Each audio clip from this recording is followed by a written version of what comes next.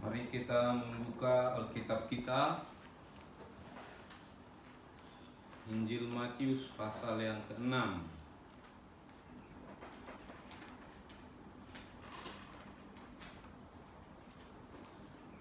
Matius pasal yang ke-6.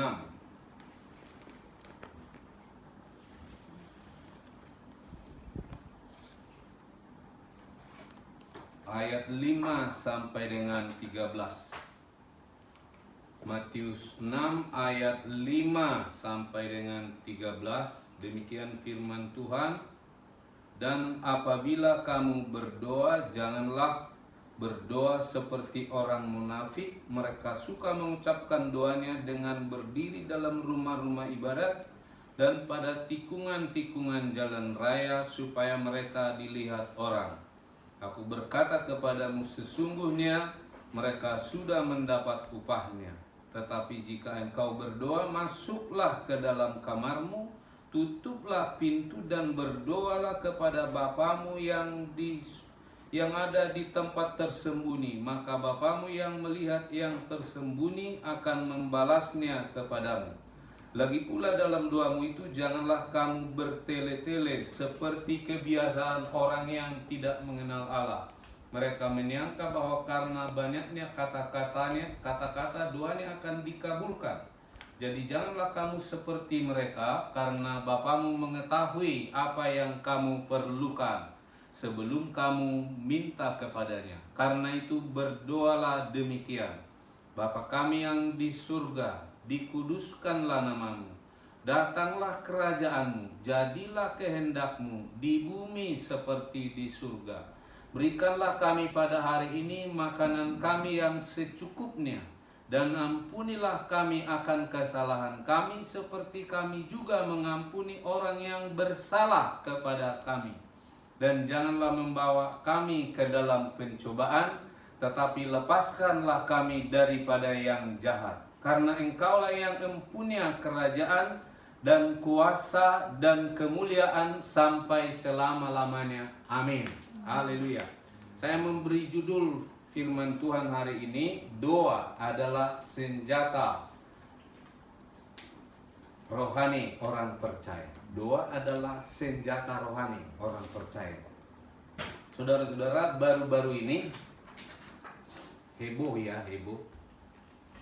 Antara beberapa hamba Tuhan mempersoalkan doa Bapak kami, doa Yabes, saudara-saudara. Dan juga baru-baru ini ada kelompok Yeshua Hamasya mengatakan bahwa doa Bapa kami sudah tidak berlaku lagi, tapi yang berlaku adalah doa dalam nama Tuhan Yesus. Saudara, saya pikir ini kok hamba-hamba Tuhan bagaimana gitu ya. Tuhan Yesus berkata, satu iota pun tidak akan pernah dibatalkan atau hilang, saudara-saudara, dari firman Tuhan sebelum semuanya digenapi. Firman Tuhan, saudara-saudara, tidak bertentangan antara ayat dengan ayat, antara perikop dengan perikop. Firman Tuhan adalah satu kesatuan. Ini kita harus pegang. Ya, kita harus pegang. Firman Tuhan adalah satu kesatuan. Doa Yabes adalah doa keyakinan yang sangat kuat, saudara-saudara, dihubungkan dengan kondisinya yang begitu buruk. Tetapi dia tidak melihat kondisinya, dia tidak fokus kepada kondisinya, tapi dia fokus dalam imannya kepada kemahakuasaan Tuhan. Maka Tuhan menjawab Yabes dan memberkatinya. Nah, ini juga menjadi pelajaran bagi kita orang percaya, saudara-saudara. Ya. Nah, doa Bapa kami, saudara, adalah sistematika doa yang sempurna yang diajarkan oleh Yesus kepada kita. Ya. Saya langsung saja kepada poin ini, saudara, mengenai doa. Hal berdoa adalah salah satu hal yang sangat penting dalam kehidupan ibadah orang percaya. Ada memberi sedekah, ada berdoa, ada berpuasa, juga mengumpulkan harta dan sebagainya. Dan berdoa adalah senjata rohani orang percaya. Itu dapat saudara baca dalam Efesus 6 ayat 18 sampai 20. Ya, Efesus 6 ayat 18 sampai 20, di mana doa adalah bagian dari senjata rohani orang percaya. Ya, kita boleh baca. Efesus 6 ayat 18 sampai 20. Dikatakan demikian firman Tuhan, Efesus 6 ayat 18, dalam segala doa dan permohonan berdoalah setiap waktu di dalam roh. Jadi ini bukan tidak dipengaruhi oleh lokasi gitu ya, ataupun situasi. Karena berdoa itu adalah senjata rohani, saudara-saudara. Sama dengan Martin Luther mengatakan nafas hidup orang percaya. Ya. Berdoalah setiap waktu di dalam roh dan berjaga-jagalah di dalam doamu itu dengan permohonan yang tak putus-putusnya untuk segala orang kudus. Amin. Saya kadang-kala lagi naik motor pun, saudara, Tuhan gerakkan saya berdoa kepada siapa gitu ya. Itu saudara-saudara. Juga untuk aku, kata Paulus, supaya kepadaku jika aku membuka mulutku dikaruniakan perkataan yang benar, agar dengan keberanian aku memberitakan rahasia Injil. Pemberitaan Injil di abad pertama berada di dalam tekanan yang sangat berat, saudara-saudara. Tapi ada namanya keberanian Roh Kudus. Keberanian Roh Kudus. Tuhan memberikan keberanian Roh Kudus. Ya.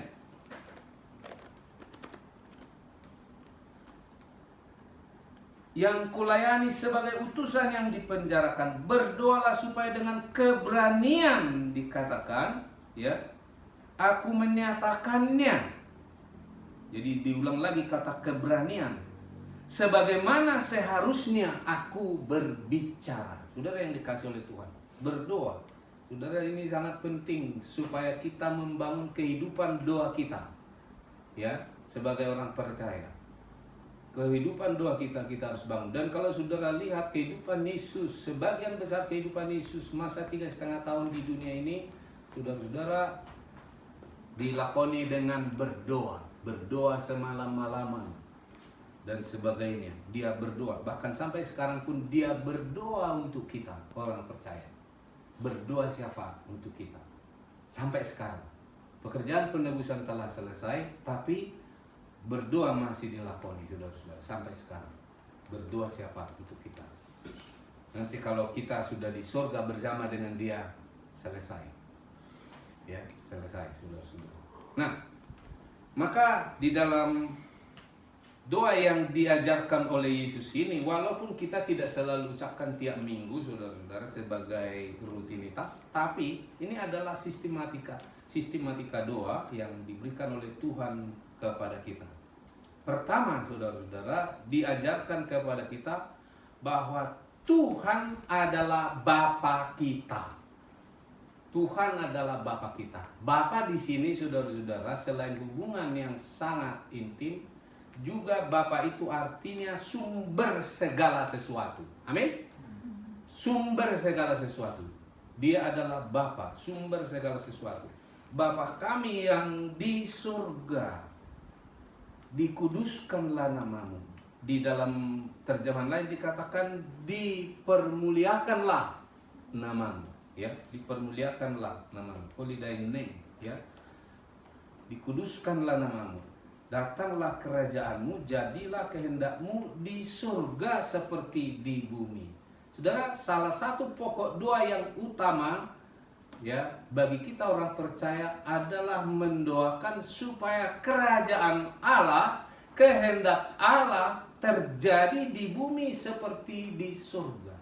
Pelebaran kerajaan Allah. Ya, di renungan harian minggu yang lalu saya sudah sampaikan itu, saudara-saudara. Kita harus berdoa untuk pemberitaan Injil dan sebagainya, ya. Nah, maka dikatakan poin yang utama adalah supaya kita berdoa untuk terjadinya kerajaan Allah di seluruh muka bumi seperti di surga. Kehendak Allah digenapi di bumi. Di bumi mana? Di bumi Persada, Nusantara, di bumi yang saudara-saudara melawan nama Tuhan, bahkan di seluruh muka bumi. Kita berdoa supaya kerajaan Allah, kehendak Allah digenapi di bumi seperti di surga. Amin, saudara. Dan firman Tuhan mengatakan, carilah dahulu kerajaan Allah serta kebenarannya, maka sekaliannya itu ditambahkan. Jadi kalau saudara doa harian istilahnya, entah doa keluarga, upayakan saudara selalu mendoakan dulu yang namanya pekerjaan Tuhan, yang namanya pemberitaan Injil, yang namanya kehendak Tuhan digenapi, baik dalam keluarga kita, baik dalam lingkup yang lebih luas. Ya, ini penting saudara. Ini sistematika doa. Jadi firman Tuhan itu, ya sebenarnya saudara, waktu belajar di sekolah pun ada namanya teologi sistematika gitu ya. Tuhan bekerja itu saudara nggak acak-acakan, selalu punya urutan-urutan yang jelas, urutan-urutan yang sangat baku. Jadi kalau Yesus mengatakan nggak usah khawatir, cari dahulu kerajaan Allah serta kebenarannya, sekalian itu ditambahkan kepadamu, demikian juga menyangkut doa, saudara-saudara. Ya mungkin walaupun saudara ada kebutuhan yang mendesak dan sebagainya, ya boleh ya, artinya situasional namanya ya. Istilahnya, masa orang udah mau mati kita memakai doa ini. Bapa kami yang di surga, dikuduskanlah namamu, datanglah kerajaan, jadilah kehendakmu di bumi seperti di surga. Ya nggak begitu, langsung to the point. Tapi ini adalah sistematika doa, saudara-saudara. Mari jemaat Tuhan, kita jangan pernah melalaikan tanggung jawab iman kita, yaitu menyangkut kerajaan Allah. Dan saudara dan saya, jemaat Tuhan, anak-anak Tuhan, adalah alat-alat kerajaan Allah. Ya, alat-alat kerajaan Allah. Termasuk itu saudara-saudara untuk memenangkan jiwa-jiwa. Ya, anak-anak Tuhan, jemaat Tuhan, kita sebagai orang percaya adalah alat-alat kerajaan Allah. Di zaman kita, saudara-saudara. Jadi ini kita harus memahami sungguh-sungguh. Oh mungkin saudara berkata, saya hanya hamba Tuhan, saya mungkin contohnya saya hanya hamba Tuhan kecil. Saudara, Tuhan nggak pernah meremehkan siapapun. Tuhan nggak pernah meremehkan siapapun. Seberapa besar pun peran yang kita dapat lakukan dengan sungguh-sungguh, karena kita mengasihi Tuhan yang telah mengasihi kita. Ya, maka saudara-saudara, mari kita sungguh-sungguh di dalam menjadi alat kerajaan Allah di zaman kita. Amin. Di zaman kita, apa yang Tuhan mau lakukan itu adalah kuasa Tuhan. Tetapi kita harus terlibat di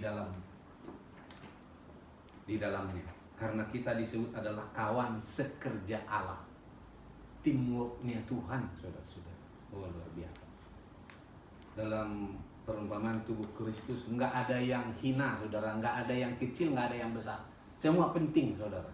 Ya contohlah istilahnya, coba kalau saudara nggak punya bulu mata gitu ya, kira-kira bagaimana Ibu Inang Pasari, secara medis lah, nggak ada alis, nggak ada bulu mata gitu, gimana ya? Kira-kira saudara-saudara, saya memang alis saya agak tipis karena saya bukan tipe orang yang berkeringat, saudara.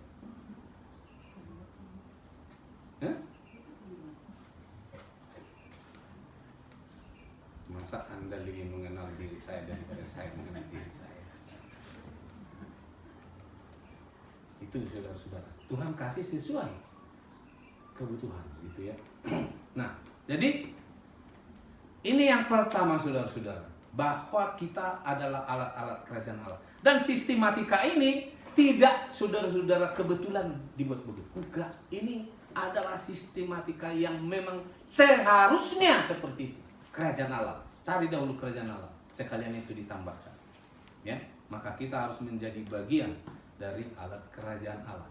Maka poin yang berikut dikatakan, berikanlah kami pada hari ini makanan kami yang secukupnya. Nah yang berikut saudara, kita percaya yang namanya pemeliharaan Allah. Amin? Pemeliharaan Allah. Tidak kebetulan saudara-saudara, Tuhan membawa bangsa Israel keluar dari Mesir. Mesir itu tanah yang subur. Saudara, pada masa kelaparan, Mesirlah tempat di mana kelimpahan masih tetap terjadi. Sekarang Tuhan bawa yang sesuatu yang anti klimaks. Ya, di mana Tuhan menuntun mereka sengaja dibawa ke padang gurun. Saudara, boro-boro makanan, air aja susah. Ya. Air aja susah. Ada air kalau contohnya ada pohon, saudara-saudara, pohon kurma itu menjadi salah satu pertanda bahwa di sana ada sumber air. Ya. Tuhan membawa mereka ke padang gurun. Mengapa? Karena mereka mau diajar oleh Tuhan bahwa sebenarnya yang memelihara mereka adalah Tuhan. Dan Tuhan memberikan saudara-saudara yang mereka sebut roti dari langit, dari surga, mana, yang nanti Tuhan Yesus mengatakan, akulah mana dari surga, roti dari langit, dari surga, saudara-saudara, roti hidup. Ya. Tuhan memelihara mereka. Dan dipakai dalam ayat ini, berikanlah kami pada hari ini. Tuhan memelihara kita hari demi hari. Saudara harus percaya. Hari demi hari. Ya. Pak Supian lagi di rumah sekarang kan? Ya. Masih makan? Makan ya. Saya lihat Pak Supian malah makin gemuk. Sama ibu juga makin gemuk. Berarti menunya makin teratur. Ya, saudara yang dikasih oleh Tuhan. Tuhan memelihara kita hari demi hari. Ya. Dan di sini tidak terdapat unsur keserakahan, ketamakan. Karena dipakai istilah cukup. Kalau Paulus mengatakan asal ada makanan dan pakaian, cukuplah. Walaupun dalam perkembangan zaman saudara-saudara, yang namanya kebutuhan primer ada pergeseran, gitu. Contohnya, ya sekarang alat komunikasi menjadi kebutuhan primer, ya kan? Jadi sesuai perkembangan zaman. Jadi kalau dipakai istilah makanan kami yang secukupnya, ada namanya kebutuhan primer. Kemudian ada sekunder dan sebagainya. Artinya, ya kalau saudara punya alat komunikasi tidak harus yang mahal gitu ya. Yang penting memang sudah memadai untuk digunakan. Ya. Puji Tuhan, saudara-saudara. Alat komunikasinya Pak Haryanja hilang, tapi Tuhan berikan lagi melalui istri yang dikasih. Nah, kira-kira begitu. Tapi tidak harus yang mahal kan? Amin? Tidak harus yang mahal, sesuai dengan kebutuhan. Nah, ini kebutuhan, saudara-saudara. Kemudian nanti dalam perkembangan zaman, pendidikan menjadi kebutuhan dan sebagainya. Nah, itu bagian dari yang namanya kebutuhan yang primer. Berikanlah kami pada hari ini makanan kami yang secukupnya. Pemeliharaan Tuhan, saudara-saudara. Pemeliharaan Tuhan. Yang istilah Providentia Dei katanya. Ya, kalau saudara-saudara Tuhan sudah mencipta langit dan bumi beserta segala isinya, kemudian pada hari ke-7 dikatakan dia beristirahat, tapi kemudian Yesus dalam perjanjian baru mengatakan, Bapakku sampai hari ini bekerja. Bekerja apa saudara-saudara? Bekerja memelihara ciptaannya. Menopang dikatakan dalam Ibrani. Menopang segala yang ada dengan kuasanya. Jadi kalau Tuhan nggak topang saudara-saudara, ciptaannya sudah lama rusak. Karena manusia cenderung bukan memelihara tapi merusak. Ya, dengan keserakahan.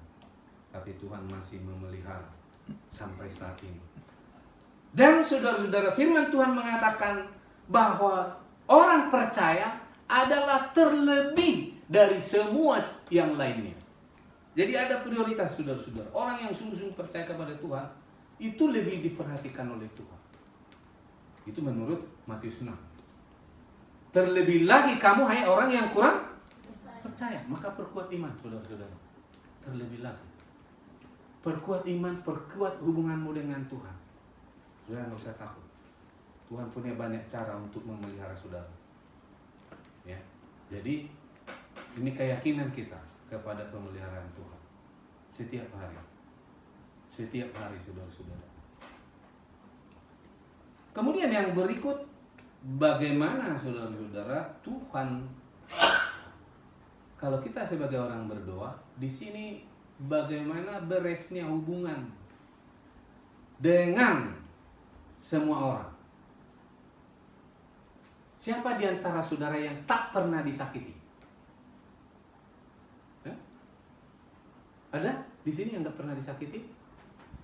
Siapa di antara saudara yang tak pernah disakiti suami? Ibu-ibu. Ada? Enggak ada ya? Jadi semua udah disakiti, tersakiti. Siapa di antara suami-suami yang tak pernah disakiti oleh istri? Semua juga udah pernah disakiti. Nah, orang yang paling dekat dengan kita saja sudah menyakiti kita gitu ya. Tapi begitu cepatnya saudara-saudara, Tuhan Yesus yang mengajarkan ini, begitu cepatnya salah satu doa Yesus yang kemudian membuat salah seorang penjahat di sisinya bertobat, saudara-saudara. Dia berkata, "Ya Bapa, ampunilah mereka. Ampunilah mereka. Ampunilah mereka." Murid-murid pernah bertanya kepada Yesus, "Tuhan, sampai berapa kali kami harus mengampuni orang yang bersalah kepada kami?" Contohnya dia bersalah dengan kesalahan yang sama dalam satu hari. Sampai 7 kali, kata murid-murid. Tuhan Yesus berkata, bukan sampai 7 kali, tapi melainkan 70 kali 7. Maksudnya nggak ada batas, saudara-saudara. Saudara, pengampunan adalah bagian dari kemurahan hati. Tuhan Yesus berkata masih dalam khotbah ini, saudara, khotbah di bukit. Tuhan Yesus berkata di dalam Matius 5 ayat 7. Kita baca sama-sama. Matius 5 ayat 7. 3, 2 ya. Berbahagialah orang yang murah hatinya, karena mereka akan beroleh kemurahan. Saudara, orang yang murah hatinya, yang hatinya dipenuhi kasih Tuhan, digerakkan oleh kasih Tuhan. Berbahagialah orang yang murah hati, karena mereka akan beroleh kemurahan. Kita menyanyikan satu pujian yang mengatakan, kemurahan-Mu lebih dari hidup. Orang, saudara, yang hatinya penuh kemurahan Tuhan, dia juga akan mengalami kemurahan Tuhan. Ya, maka Tuhan Yesus berkata, berbahagialah orang yang murah hati, karena mereka akan beroleh kemurahan. Kata berbahagia itu makarios, artinya diberkati, saudara-saudara. Diberkati. Maka dalam doa yang diajarkan Yesus, dan ampunilah kami akan kesalahan kami, seperti kami juga mengampuni orang yang bersalah kepada kami. Saudara, maka hubungan kita harus beres dengan siapapun. Amin? Harus beres, saudara. Harus beres. Itu merupakan kunci juga untuk kita mengalami kuasa Tuhan. Ya, hati kita harus beres dengan siapapun, termasuk mungkin yang menyakiti hati saudara. Saudara harus mengampuni, memberkati mereka yang menyakiti hati. Itu adalah berkat. Jadi sebenarnya saudara-saudara, begini, kalau ada orang yang bikin masalah, menyakiti hati kita, itu adalah berkat Tuhan yang datangnya menyamar. Saudara, itu adalah berkat. Masalah itu adalah berkat. Bagaimana kita berespon, itu penting. Bagaimana kita berespon, itu penting. Ya, saudara yang dikasih oleh Tuhan.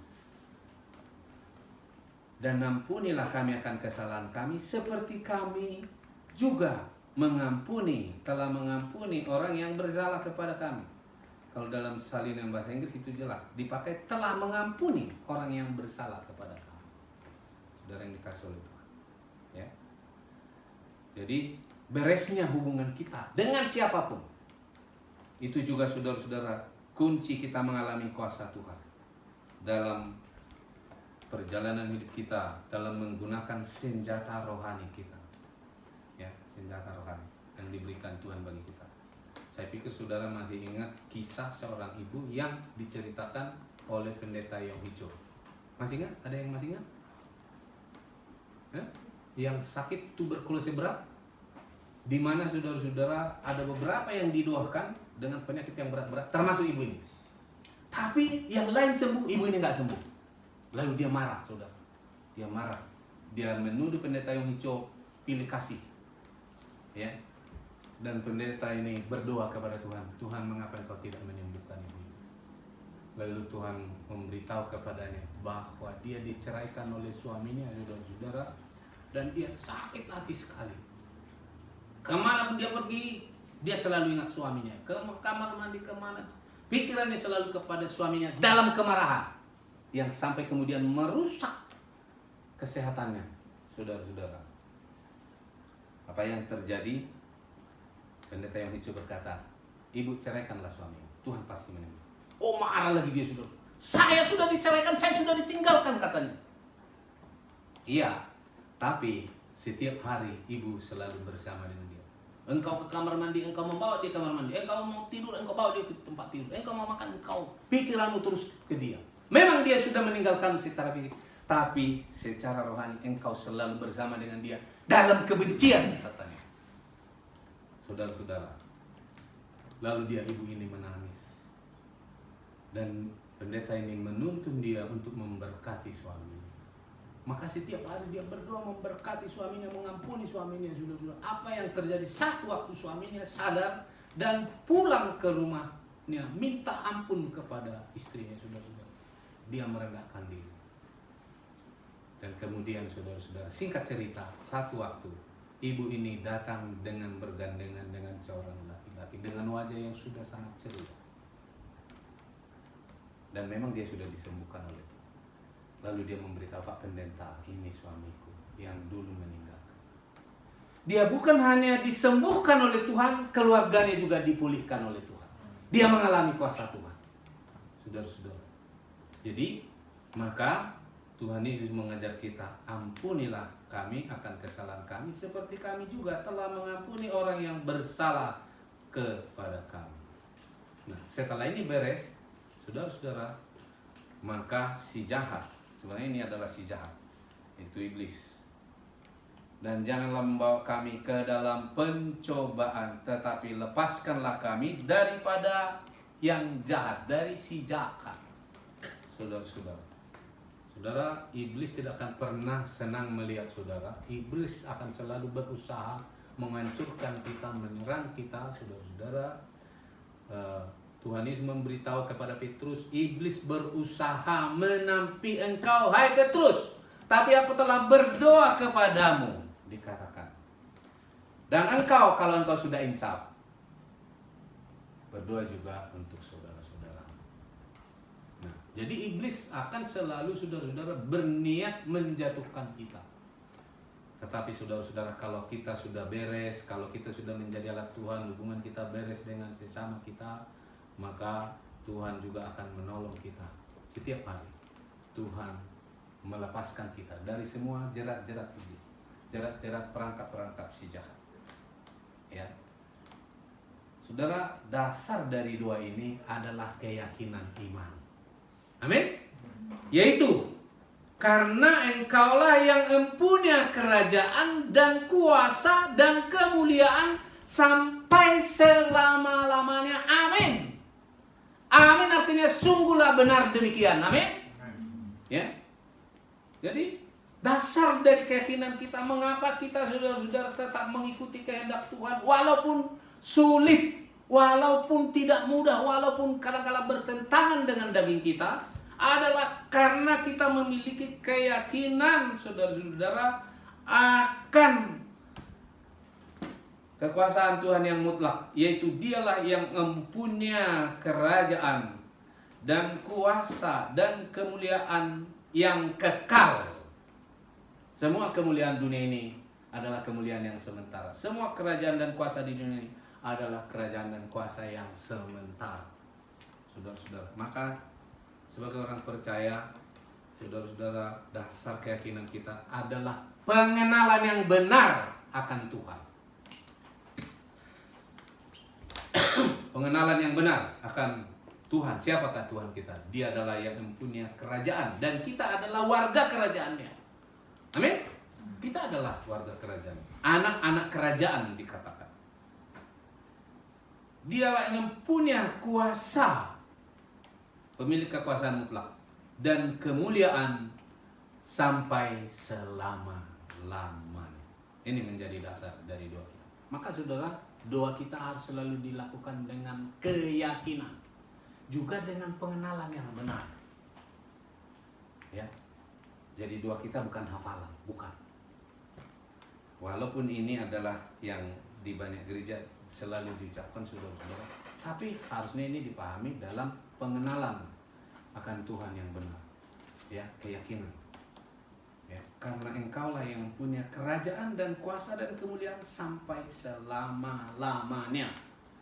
Semua yang ada di dunia ini adalah sementara.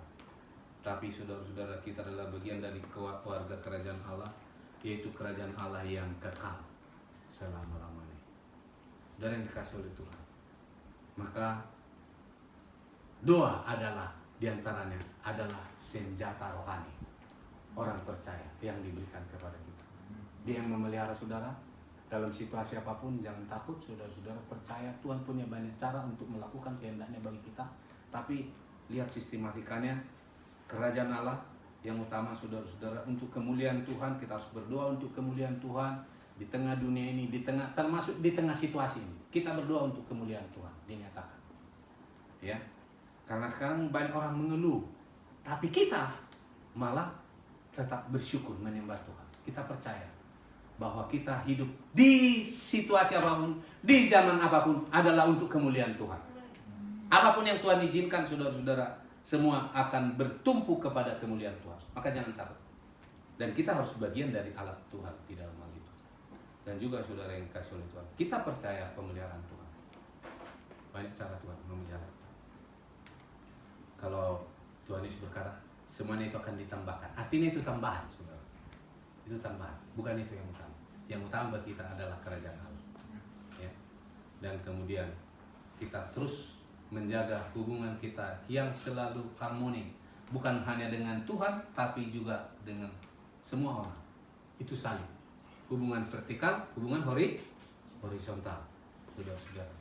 Dan kita selalu dibentengi oleh kuasa Tuhan terhadap semua serangan si jahat. Karena Dialah yang punya kerajaan dan kuasa dan kemuliaan sampai selama-lamanya. Haleluya. Tuhan Yesus memberkati. Jiwa-jiwa bagi Tuhan Yesus, pergumulan umatmu. Bagimu tidak ada yang mustahil. Nyatakan terus kuasa kemuliaan. Bangkitkan iman anak-anakmu Tuhan. Berkatilah keluar masuk anak-anakmu. Diberkatilah ekonomi usaha mata pencarian, pendidikan, masa depan mereka. Diberkati dalam nama Bapa, Anak, Roh Kudus, Tuhan Yesus Kristus. Diberkatilah jemaatmu Tuhan. Pekerjaanmu terus maju. Namamu ditinggikan, diagungkan. Berkati juga semua aktivitas umatmu di sepanjang minggu ini. Berkati buat mereka berhasil dan beruntung ya Tuhan. Berkati juga bangsa dan negara kami, pemerintah kami, dalam memimpin negeri ini, dalam menangani masalah-masalah. Beri mereka hikmat bijaksana dari Tuhan. Kuasa-kuasa kegelapan yang coba merongrong keberadaan bangsa ini, kami tolak, hancurkan dalam nama Tuhan Yesus Kristus. Berkat-Mu menaungi bangsa ini. Berkati terus perjalanan gereja Tuhan di masa-masa yang sulit sekalipun. Umat Tuhan bangkit meninggikan nama Yesus. Oh haleluya, Engkau terus memakai Tuhan hamba-hambamu dalam melayani, memberitakan Injil. Urapi mereka, penuhkan mereka dengan Roh Kudus, dan jiwa-jiwa diselamatkan. Lawat bangsa ini, bahkan bagian-bagian keluarga kami.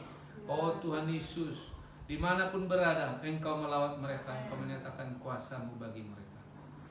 Sebentar umatmu pulang ke tempat kediaman masing-masing. Hentar, pimpin, tibakan dengan selamat. Jauhkan dari segala mara bahaya dan segala korban persembahan umatmu. Balaskan berlipat ganda sesuai dengan janji firman Tuhan.